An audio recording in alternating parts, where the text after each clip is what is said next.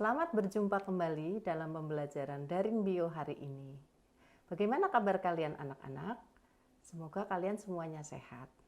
Selama masa pandemi, kita menggunakan pembelajaran secara virtual yaitu melalui daring. Saat ini kita akan membahas tentang sistem pernafasan. Bernafas merupakan proses secara alamiah dari ciri-ciri makhluk hidup di mana proses ini melibatkan senyawa oksigen dan mengeluarkan hasil sisa berupa karbon dioksida. Nah, pada KD hari ini yaitu menganalisis hubungan antara struktur jaringan penyusun organ pada sistem respirasi dalam kaitannya dengan bioproses dan gangguan fungsi yang dapat terjadi pada sistem respirasi manusia. Kemudian KD keterampilannya adalah menyajikan hasil analisis pengaruh pencemaran udara terhadap kelainan pada struktur dan fungsi organ pernafasan manusia berdasarkan studi literatur.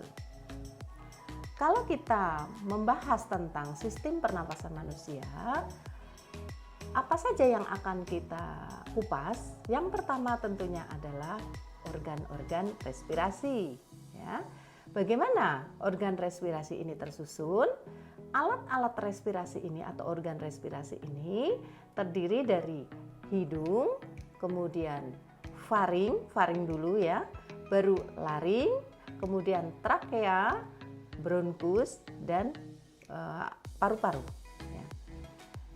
Kemudian secara strukturnya, mulai dari hidung, bagaimana struktur hidung ini? Hidung tersusun dari suatu bagian di dalam yang terdiri dari jaringan mukosa yang dilapisi dengan selaput lendir, di mana selaput lendir ini akan menghasilkan suatu sekret atau lendir yang berfungsi untuk memerangkap partikel-partikel yang mengganggu dalam sistem respirasi. Ya. Kemudian pada bagian hidung ini juga terdapat suatu silia atau rambut-rambut halus yang fungsinya juga untuk menyaring udara. Di bagian hidung juga terdapat konka ya, atau suatu bagian yang berisi kapiler-kapiler darah, di mana kapiler-kapiler darah ini berfungsi untuk menghangatkan udara pernafasan. Kemudian masuk ke bagian faring. Faring atau tekak, ini merupakan satu bagian yang pendek kurang lebih 4 cm. Kemudian setelah faring ada laring. Ya. Di bagian laring ini terdapat suatu sekat yang disebut dengan epiglotis. Nah, mari kita lihat di tayangan ya. Bagiannya seperti ini.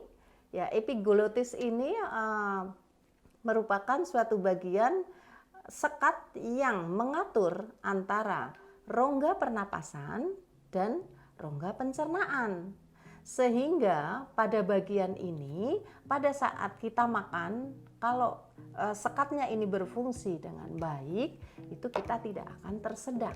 Bagaimana bagian ini mengatur jalannya nafas serta jalannya makanan, ya, serta pada saat kita berbicara. Di bagian laring ini juga terdapat bagian glotis, ya, atau jakun. Kemudian di bawah jakun atau di antara bagian epiglotis ini terdapat suatu selaput suara atau pita suara. Nah, pada bagian ini juga terdapat silia dan pada membrannya juga terdapat suatu membran mukosa yang menghasilkan lendir. Sampai nanti berikutnya adalah bagian trakea ya, atau batang tenggorok. Kemudian trakea ini nanti terus ke bagian bronkus dan bronkeolus. Pada bagian bronkeolus, bronkeolus ini berakhir pada bagian alveolus atau berupa gelembung-gelembung udara. Nah, bagaimana jaringan atau struktur yang menyusun bagian trakea ini ya. Trakea juga tersusun atas cincin-cincin tulang rawan dan di situ dilapisi oleh jaringan mukosa dan terdapat rambut-rambut halus. Nah, rambut-rambut ini atau sel-sel epitelia ini fungsinya adalah untuk memerangkap debu atau kotoran yang masuk ke dalam organ respirasi. Kemudian bagaimana paru-paru kita tersusun? Nah, paru-paru terdiri atas dua lobus, yaitu lobus kanan dan lobus kiri. Lobus kanan terdiri dari 3, sementara lobus kiri terdiri dari 2 bagian. Nah, oleh karena itu, paru-paru kanan akan tampak lebih luas, lebih besar ya karena ada 3 lobus tadi. Kemudian jaringan paru-paru ini juga dilindungi oleh suatu selaput. Jadi ada 2 lapis selaput yang disebut dengan selaput pleura. Nah, selaput pleura ini ada bermacam-macam ya. Selaput pleura yang langsung melapisi bagian paru-paru dalam itu disebut pleura visceralis. Kemudian selaput pleura yang membatasi dengan rongga dada ya, itu disebut pleura parietalis. Kemudian yang melekat pada kosta atau tulang rusuk disebut pleura costalis. Kemudian yang melekat pada diafragma disebut pleura diafragmalis. Dan satu yang melekat pada bagian dada atas atau cervicalis atau bagian serviks. Dari struktur tadi kan ada 2 lapis pleura. Nah, di antara lapisan ini terdapat suatu cairan pleura. Apa itu cairan pleura? Cairan ini berfungsi untuk melumasi paru-paru sehingga paru-paru kita terjaga kelembapannya ya. Kemudian cairan ini berasal dari mana? Ini berasal dari plasma sel yang masuk secara eksudatif dan itu akan melindungi paru-paru kita. Ya, ini sifatnya dia semi permeabel terhadap air dan zat-zat tertentu.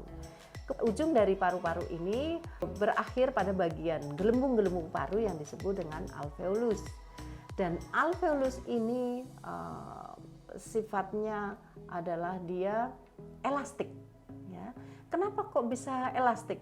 Ya, dapat mengembang kemudian mengempis seperti itu karena dindingnya merupakan suatu lapisan tipis atau epitel tipis, pipih selapis, dan di situ sangat penting peranannya pada proses difusi gas.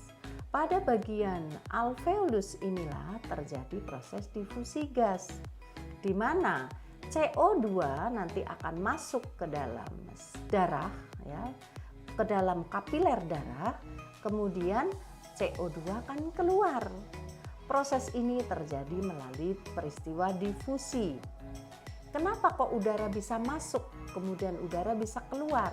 Karena terjadi perbedaan tekanan atau disebut partial gas ya.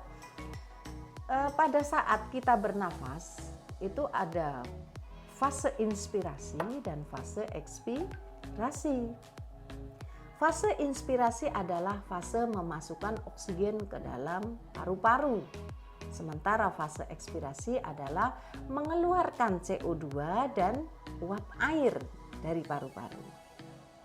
Kita lanjut lagi. Nah, pada bagian alveolus tadi, permukaannya ini diselaputi atau banyak sekali terdapat kapiler-kapiler halus atau kapiler darah halus. Dalam mekanisme pernafasan ada yang disebut dengan pernafasan secara eksternal dan pernafasan secara internal. Apa perbedaannya, anak-anak? Baiklah ya. Yang disebut dengan pernafasan secara eksternal adalah proses pertukaran gas yang terjadi antara alveolus dengan kapiler darah. Jadi, oksigen yang ada di alveolus akan terdifusi masuk ke dalam kapiler darah. Ini yang disebut secara eksternal.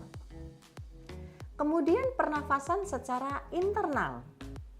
Pernafasan secara internal adalah pertukaran gas yang terjadi antara kapiler darah dengan jaringan yang nanti O2 akan masuk ke dalam sel. Dan di dalam sel inilah terdapat organela yang disebut dengan mitokondria. Ya, baiklah. Pada pembelajaran yang lalu kalian sudah membicarakan tentang sel. Dan salah satu organela sel yang berperanan sangat penting dalam respirasi adalah mitokondria. Fungsi dari respirasi adalah untuk menghasilkan energi. Nah, bagaimana kita melalui proses kehidupan ini melakukan bioproses di dalam tubuh kita ini dengan menghasilkan energi yang dipakai untuk aktivitas kehidupan kita. Kemudian lanjut lagi, mekanisme pernafasan ini dikenal ada pernafasan perut dan pernafasan dada. Kita sering melihat seorang penyanyi yang tampil di televisi ya, atau yang kita lihat di konser. Mereka menggunakan pernafasan perut. Ya, supaya apa? Supaya suaranya dapat maksimal. Dengan pernafasan perut menggunakan kekuatan otot diafragma, ya, otot diafragma sudah tahu ya kalian anak-anak. Otot diafragma adalah otot yang membatasi atau sekat diafragma merupakan sekat yang membatasi antara rongga dada dan rongga perut. Di mana dalam rongga dada ini terdapat organ paru-paru. Pada pernafasan perut yang digunakan adalah kekuatan diafragma atau otot diafragma. Sementara pada pernafasan dada itu menggunakan kekuatan otot antar tulang rusuk atau disebut dengan musculus intercostalis. Bagaimana mekanismenya? Ya, tentunya proses bernafas itu adalah pada saat kita mengambil oksigen dan pada saat kita mengeluarkan CO2. Bagaimana mekanisme pengeluaran CO2 dan O2 nanti akan dibahas lebih lanjut. Sebelum membahas itu, kita lihat dulu fase inspirasi, fase ekspirasi pada pernafasan perut dan pernafasan dada. Ya. Dalam konsep pernafasan ini, tadi Ibu katakan bahwa kenapa kok udara bisa keluar masuk? Karena adanya perbedaan tekanan parsial gas. Ya. Pada saat O2 masuk, ya, tekanan parsial gas di luar tentunya lebih besar daripada di dalam paru-paru. Demikian juga sebaliknya. Pada saat CO2 keluar, CO2 di dalam jaringan ini tekanan parsialnya lebih tinggi daripada di luar tubuh. Untuk mekanisme pernafasan dada dan perut tentunya pada fase inspirasi dan ekspirasinya yang berbeda adalah pada yang bekerja berkontraksi itu kalau pernafasan dada itu otot antar tulang rusuk ya secara eksternal atau musculus intercostalis eksterna. Kemudian pada pernafasan perut itu yang berkontraksi adalah diafragma, di mana pada saat diafragma berkontraksi itu posisinya adalah mendatar ya. Pada saat dia relaksasi posisinya adalah melengkung ya. Dengan kondisi seperti itu maka paru-paru ini akan mengembang. Dengan mengembangnya paru-paru ini maka tekanan di dalam paru-parunya rendah. Karena tekanan di paru-paru rendah maka udara masuk. Itu peristiwa inspirasi. Sebaliknya dengan peristiwa ekspirasi. Nah, seperti itu. Kemudian volume dan kapasitas paru-paru. Seberapakah volume kapasitas paru-paru kita itu bekerja? Setiap orang berbeda-beda. Ya. Di sini untuk volume paru-paru itu dikenal ada volume tidal, kemudian volume cadangan inspirasi, volume cadangan ekspirasi, dan volume residu. Apa itu volume tidal? Volume tidal adalah volume udara yang digunakan pada pernafasan biasa. Ya, pada orang bernafas dengan secara normal atau biasa itu disebut volume tidal. Dan di sini sejumlah 500 cc. Kemudian volume cadangan inspirasi. Apa itu yang dimaksud volume cadangan inspirasi? Adalah volume udara yang masih dapat ya, yang masih dapat diinspirasikan secara maksimal. Jadi diinspirasikan secara maksimal, dimasukkan ke dalam paru-paru secara maksimal atau disebut dengan volume udara komplement. Ya. Kemudian volume cadangan ekspirasi adalah volume udara yang dapat dihembuskan secara maksimal pada peristiwa ekspirasi.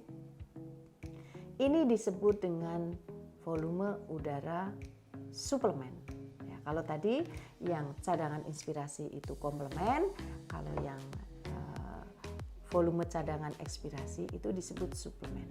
Kemudian di dalam paru-paru kita pada proses bernafas ini, udara masuk, kemudian udara keluar. Ini juga masih ada udara yang tersisa di paru-paru kita. Itu disebut volume residu. Ya, jadi volume residu merupakan udara yang masih tertinggal di paru-paru. Bagaimanakah kapasitas paru-paru setiap orang ini berbeda?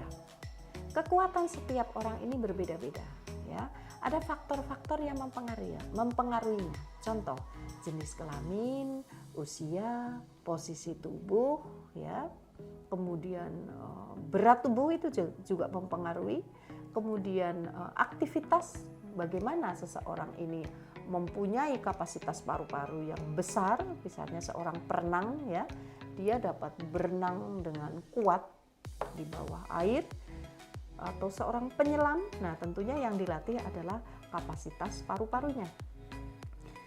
Kapasitas paru-paru terdiri dari kapasitas inspirasi, kemudian kapasitas residu fungsional, kapasitas vital, dan kapasitas paru-paru total. Nah, bagaimanakah kapasitas inspirasi, kemudian kapasitas residu fungsional, kapasitas vital, dan kapasitas paru-paru total? Nah, itu tinggal menggabungkan antara yang volume paru-paru tadi. Ya, ada volume cadangan inspirasi, cadangan ekspirasi, kemudian volume tidal, kemudian ditambah residu. Nah, itu merupakan suatu kapasitas paru-paru secara total. Kalau secara vitalnya, volume tidal, cadangan inspirasi, dan cadangan ekspirasi. Oke, kita lanjut. Frekuensi pernafasan. Setiap manusia atau setiap orang mempunyai frekuensi pernafasan yang berbeda-beda. Frekuensi pernafasan sangat dipengaruhi oleh satu umur. Ya. Anak balita ini frekuensi pernafasannya jauh lebih cepat dibanding orang tua. Ya, setelah tua, orang menjadi tua atau berumur tua lanjut, frekuensinya berkurang. Ya, karena organ-organ tubuh ini juga mengalami penurunan. Berbeda juga dengan bayi. Ya, frekuensinya ini lebih tinggi dibanding orang yang sudah tua. Faktor yang kedua adalah jenis kelamin. Laki-laki juga mempunyai frekuensi pernafasan yang lebih cepat dibanding dengan perempuan. Kemudian suhu tubuh. Ya. Kita pernah merasakan semuanya pada saat sakit, ya, tubuh kita suhunya meninggi atau mengalami demam. Nah, frekuensi pernafasan pada saat kita kondisi suhunya tinggi itu frekuensinya meningkat atau cepat dibanding pada saat suhu yang normal. Atau berbeda lagi pada saat kita berolahraga. Pada saat kita berolahraga, tubuh kita melakukan suatu proses metabolis yang cepat. Sehingga apa? Pernafasan kita menjadi cepat, ya, detak jantung menjadi lebih cepat lagi. Kita mengeluarkan keringat, dan disitulah frekuensi pernafasan ini meningkat. Ya. Karena apa kok meningkat? Terjadi proses metabolis yang cepat, di mana tubuh ini memerlukan energi yang lebih banyak. Karena dia memerlukan energi yang lebih banyak, otomatis oksigen yang diserap juga banyak. Nah, dengan mekanisme seperti itu, maka ini akan mempercepat terjadinya pernafasan, proses respirasi. Itu kaitannya. Kemudian posisi tubuh.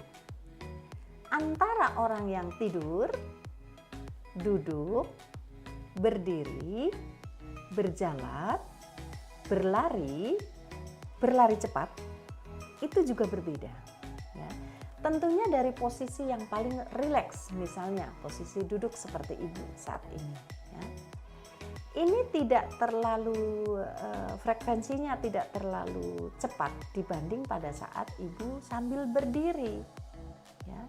Kenapa? Karena energinya yang ibu butuhkan pada saat ibu berdiri, kemudian ada gerakan tubuh, ini tentunya lebih banyak. Apalagi berlari. Demikian juga pada saat orang itu tertidur. Ya. Posisi tidur kadang-kadang kita tengkurap, kadang-kadang kita miring, kadang-kadang kita telentang. Nah, pada posisi tengkurap ini lebih rendah frekuensinya dibanding pada saat posisi yang telentang. Itu adalah frekuensi udara, frekuensi pernafasan. Ya. Sekarang mekanisme pertukaran oksigen dan karbon dioksida. Mekanisme bernafas yaitu mengambil oksigen, kemudian mengeluarkan CO2 dan uap air. Bagaimanakah mekanisme ini berjalan? Bahwa pertukaran gas ini terjadi karena adanya perbedaan tekanan. Tekanan pada partial gas, yaitu tekanan partial gas O2 dan CO2. Di sini di bagan bisa kalian lihat di alveolus ya, di mana di situ terjadi peristiwa difusi pertukaran gas. O2 akan masuk ke kapiler darah melalui proses difusi di alveolus. Itu karena ada perbedaan tekanan, kemudian diikat oleh bagian dari sel darah merah yaitu hemoglobin. Jadi fungsi hemoglobin adalah mengikat oksigen. Ikatan antara oksigen dan hemoglobin ini membentuk senyawa yang disebut dengan oksihemoglobin. Nah, bagaimanakah setelah oksigen ini diikat oleh hemoglobin? Senyawa oksihemoglobin ini nanti akan masuk ke dalam jaringan ya, melalui kapiler darah. Melalui pembuluh darah ini, jadi darah yang mengangkut oksigen, ya, darah merah atau eritrosit yang membawa oksigen, nanti akan ditransport atau oksigennya ini akan masuk ke dalam jaringan. Nah, inilah yang disebut dengan respirasi secara dalam atau respirasi di dalam sel, di mana nanti akan dipakai untuk membentuk energi. Setelah O2 dan Hb berikatan, ini nanti O2 akan dilepaskan ke jaringan. Kemudian sebaliknya ini juga terjadi pertukaran gas. Hb akan mengangkat atau akan mengangkut CO2. Nah, bagaimanakah cara pengangkutan CO2 keluar dari tubuh? Pada peristiwa respirasi di dalam sel kita tahu ya bahwa respirasi secara aerob, ya, peristiwa respirasi secara aerob artinya yang menggunakan oksigen bebas, oksigen secara langsung di dalam sel itu nanti di dalam organel mitokondria ini nanti baik di sitoplasmanya maupun di organel mitokondria akan terjadi peristiwa tahapan-tahapan respirasi. Nah, tahapan respirasi yang pertama adalah yang disebut dengan reaksi glikolisis. Nah, yang kedua adalah siklus Krebs. Yang ketiga adalah sistem transport elektron. Ini nanti akan dibahas lebih detail lagi pada saat kalian kelas 12, yaitu materi tentang metabolisme. Ya, Ibu hanya ingin memberi penghantar bahwa respirasi di dalam sel ini ada 3 tahapan. Yang pertama adalah reaksi glikolisis, kedua siklus Krebs, dan yang ketiga adalah sistem transport elektron. Dan O2 ini menjadi aseptor terakhir pada jalur sistem transport elektron yang nanti akan membentuk H2O atau uap air. Itu dapat dibuktikan pada saat kalian bernapas kemudian di depan kaca. Ya, hidung kita tempelkan ke kaca. Nanti kacanya akan berkabut karena di situ ada uap air. Nah, bagaimanakah CO2 ini diangkut keluar dari tubuh? Ada 3 cara. Yang pertama adalah melalui plasma, jadi CO2 larut di dalam plasma. Reaksinya adalah CO2 plus H2O nanti membentuk H2CO3 atau asam karbonat. Itu 5% dari CO2 diangkut larut di dalam plasma, membentuk asam karbonat. Yang kedua yaitu membentuk senyawa karbomino, di mana CO2 itu akan diikat oleh Hb, ya, membentuk HbCO2 itu sebanyak kurang lebih 30%. Ya. Kalau tadi larut dalam plasma itu 5%, melalui senyawa karbomino, membentuk senyawa karbomino, ya, karena di situ ada gugus amina, gugus amin, sehingga disebut senyawa karbomino, di mana Hb mengikat CO2 membentuk HbCO2 itu sebanyak 30%, dan yang paling banyak adalah membentuk ion bikarbonat, yaitu melalui peristiwa pertukaran klorida. Nah, bagaimana peristiwa pertukaran klorida ini sampai dia membentuk senyawa ion bikarbonat, di mana persentasenya ini tertinggi yaitu 65%. Ya. Jadi pengangkutan CO2 keluar dari jaringan atau keluar dari tubuh itu ada 3 cara, ya. Ibu ulang lagi, ini perlu pemahaman yang lebih. Yang pertama adalah larut di dalam plasma, membentuk asam karbonat atau H2CO3, ini 5%. Kemudian yang kedua membentuk senyawa karbomino atau HbCO2 yaitu sebanyak 30%, dan yang 65% yang terbanyak adalah membentuk ion bikarbonat atau HCO3. Ya. Ion bikarbonat disebut juga senyawa kimianya atau rumus kimianya itu HCO3. Di situ dikatakan sebagai pertukaran klorida. Bagaimana mekanismenya pertukaran klorida ini?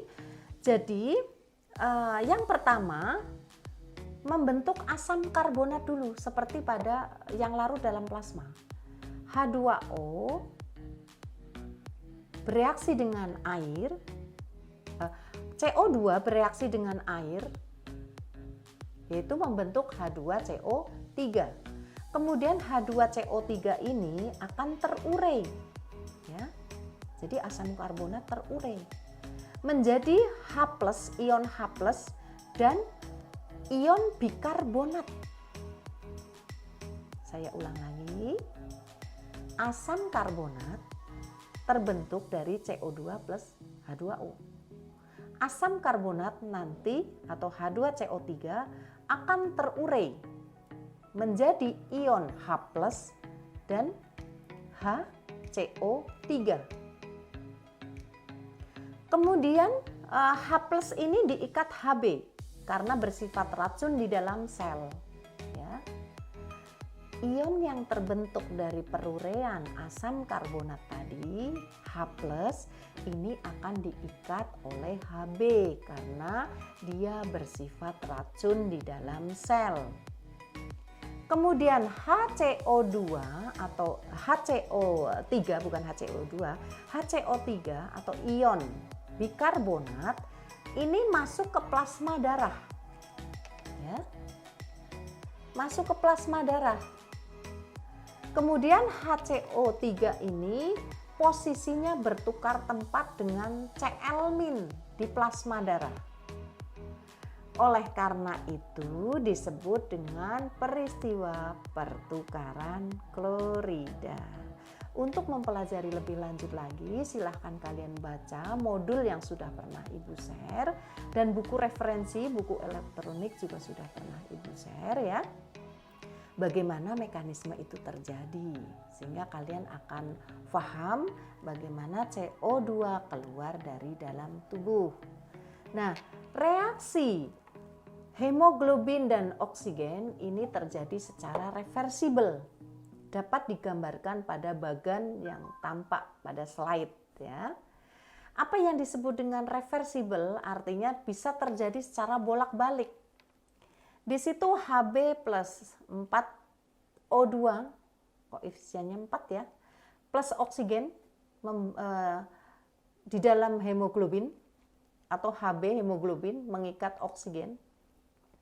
Ini membentuk oksihemoglobin ya, Hb O2 4. Nah, oksihemoglobin, senyawa oksihemoglobin ini nanti juga dapat terurai ya, membentuk asam di dalam jaringan, di mana nanti kondisi di dalam jaringan itu CO2-nya lebih tinggi, kemudian O2-nya rendah.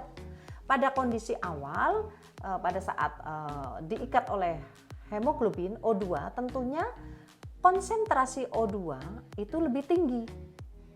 CO2-nya rendah. Nah, ini mekanisme reaksi secara kimiawi. Kemudian kelainan dan penyakit pada sistem pernapasan manusia itu ada yang disebut dengan faringitis, ya, pneumonia, kemudian emfisema, asma, difteri, asfiksi, TBC, hipoksia, asidosis, sianosis. Nah, contohnya banyak sekali di dalam kehidupan kita. Misalnya, orang tenggelam. Apa yang terjadi dengan orang yang tenggelam? Tentunya dia akan paru-parunya kemasukan air. Bagaimana kalau paru-paru kemasukan air? Dia menjadi tidak bisa bernafas.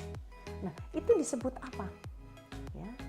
Kemudian bayi yang lahir karena sempat meminum air ketuban, atau air ketubannya masuk ke paru-paru. Ini juga ada gejala yang disebut dengan asfiksi. Kemudian bagaimana orang yang berada di dalam ruangan yang tertutup? Makin lama oksigennya ini makin menipis sedikit. Kemudian asamnya tinggi. Ya, atau yang disebut dengan keracunan zat asam.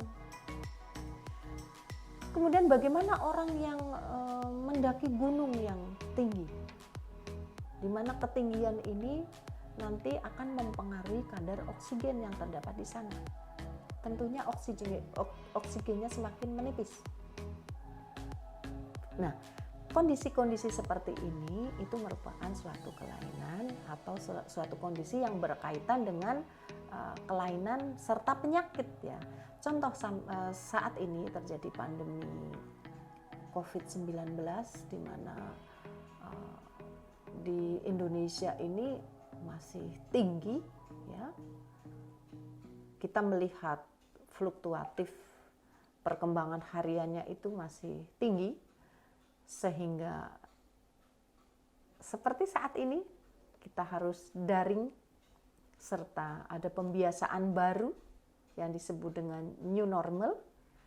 New normal itu artinya tidak seperti kemarin ya, karena kondisinya sudah berbeda.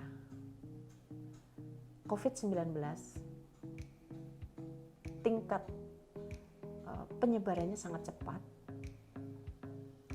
Hal-hal yang perlu kita antisipasi antara lain adalah menggunakan masker ini ya. Kemudian menggunakan hand sanitizer setiap selesai kita memegang suatu barang, mencuci tangan dengan deterjen, sabun, menjaga jarak dengan orang lain, tidak berkerumun, ya. Kemudian berolahraga secara teratur, makan makanan yang bergizi, itu adalah sebagai salah satu cara bagaimana kita menghadapi situasi saat ini yang disebut dengan pembiasaan baru atau new normal.